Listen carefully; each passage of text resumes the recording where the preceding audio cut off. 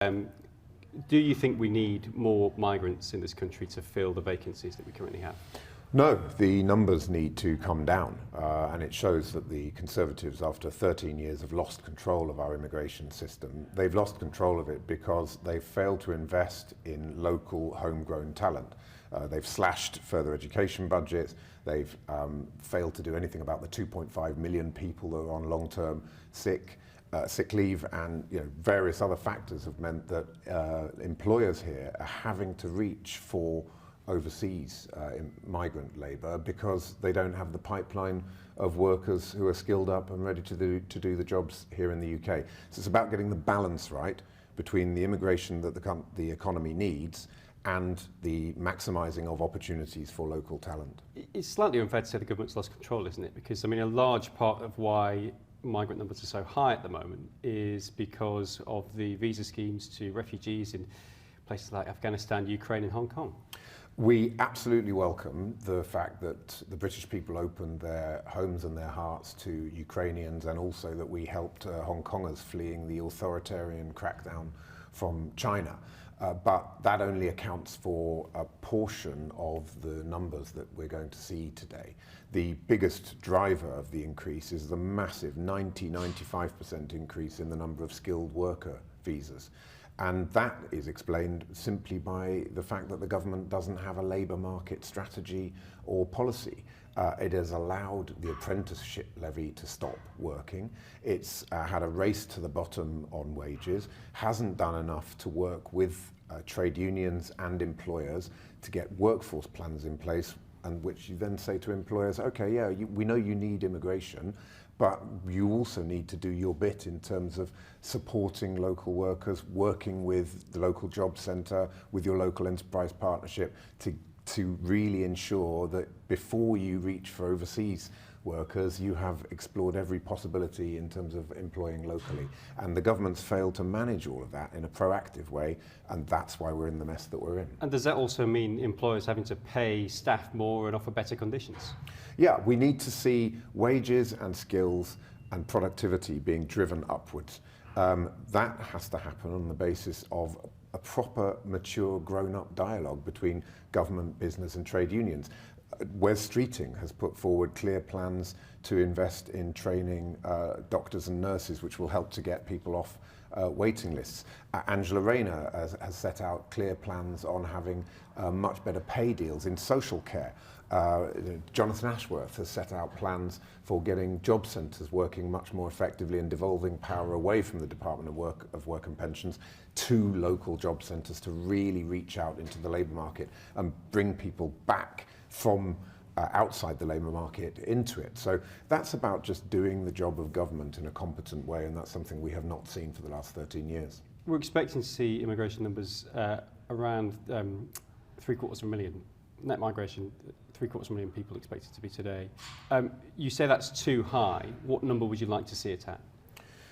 What we've seen is the government constantly setting targets and those targets never being met. We couldn't have predicted Putin's illegal war in Ukraine, the crackdown in Hong Kong.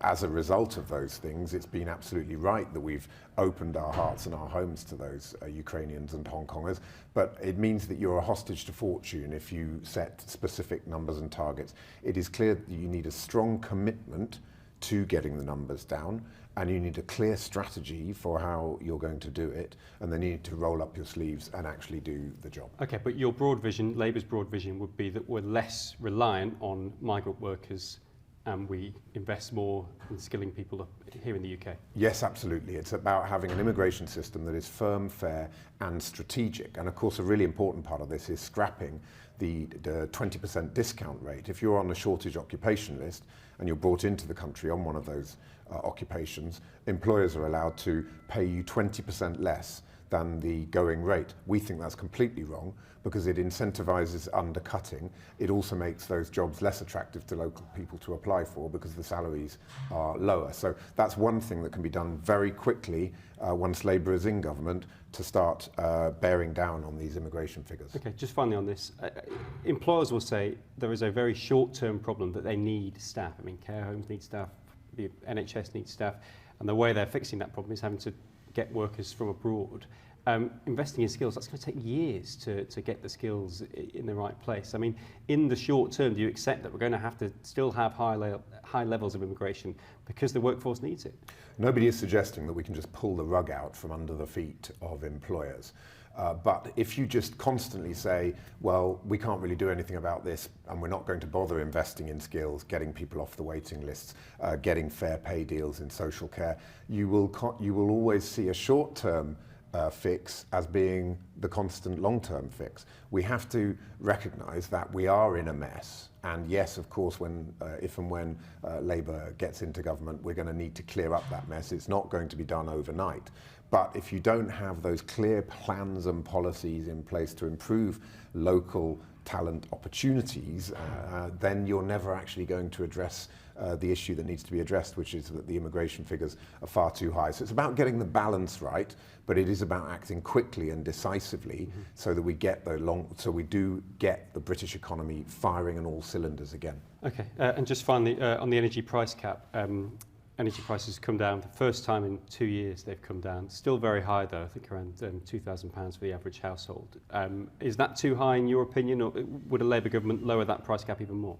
Well, the energy bills are still eye-wateringly high. I think they're twice as high as they were 18 months ago, and the reason for that is because the Conservatives failed to manage our gas supplies properly. They haven't approved onshore or offshore wind rapidly enough. Indeed, they've banned onshore wind, and they haven't done enough to insulate our homes. So Labour has a clear plan to massively increase the amount of renewable energy, clean power, superpower by 2030, and a plan to insulate 19 million homes. Those cold and drafty homes, that's energy bills being increased simply by pound notes going out of the door.